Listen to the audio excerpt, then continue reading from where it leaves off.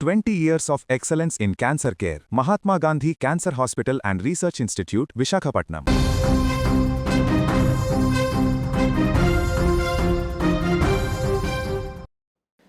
తునిలో చిన్నారి జ్ఞానేశ్వరి మిస్ అయి నేటికి 35 రోజులు గడుస్తుంది. ఇంకా ఎలాంటి ఆచూకీ లభించలేదు. అసలు ఆ పాప ఎక్కడుంది, ఏమైపోయింది, తన పరిస్థితి ఏంటి అనేటువంటి విషయం ఇప్పుడు అందరినీ ఆందోళనకు గురి చేస్తుంది. మరొక వైపు తన కోసం వెతుకులాట ఇంకా కొనసాగుతూనే ఉంది. ఇప్పటికే వివిధ ప్రాంతాలలో పోస్టర్లు అంటించినటువంటి పరిస్థితిని మనం చూసాం.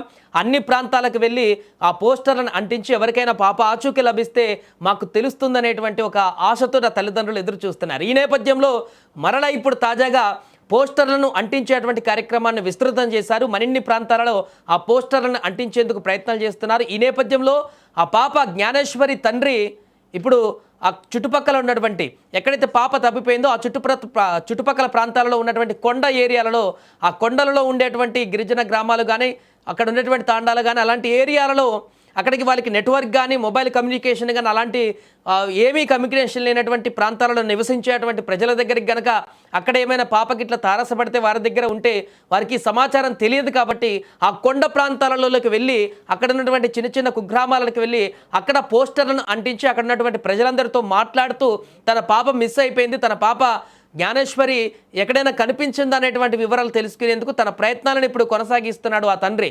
దీంతో కాలిబాటను ఇప్పుడు ఆ కొండ కోణంలో తిరుగుతూ రోజు నిన్నటి నుంచి కూడా ఆ కొండ కోణంలో తిరుగుతూ బండి మీద వెళ్తూ అన్ని ప్రాంతాలలోకి వెళ్ళి అక్కడ ఉన్నటువంటి చిన్న చిన్న తాండాలు కానీ గ్రామాలలోకి వెళ్ళి అక్కడ ఎక్కడ ఇప్పటివరకు టీవీలలో కానీ సోషల్ మీడియాలో కానీ వివిధ బస్టాండ్ల వద్ద కానీ పోస్టర్లను అంటించి పాప మిస్ అయిందనేటువంటి విషయాన్ని అందరికీ తెలిపించేటువంటి ప్రయత్నం చేశారు. కానీ ఇలా అటవీ ప్రాంతాలలో, కొండ ప్రాంతాలలో నివసించేటువంటి ప్రజలకి ఎలాంటి కమ్యూనికేషన్ కానీ, మొబైల్ నెట్వర్క్స్ కానీ ఉండనటువంటి ప్రాంతాల్లో నివసించే వారు ఉంటారు. కాబట్టి అలాంటి వారి దగ్గర ఒకవేళ పాప కనుక ఉంటే వారికి సమాచారం తెలియదు, వారు ఇవ్వలేకుండా ఉంటారా అనేటువంటి ఆలోచనతోటి ఇప్పుడు ఆ తండ్రి ప్రతి కొండ ప్రాంతాలలో ఉన్నటువంటి నివసించే వారి దగ్గరికి వెళ్ళి తమ పాప మిస్ అయింది, ఇలా 2.5 ఏళ్ల పాప నెల రోజులు అయిపోతుంది, మీకేమైనా కనిపించిందా అనేటువంటి ఆ పాపకు సంబంధించిన ఆనవాళ్ళని వాళ్ళకి తెలిసేటువంటి విధంగా అక్కడ పోస్టర్లను కూడా అందించేటువంటి ప్రయత్నం చేస్తున్నాడు.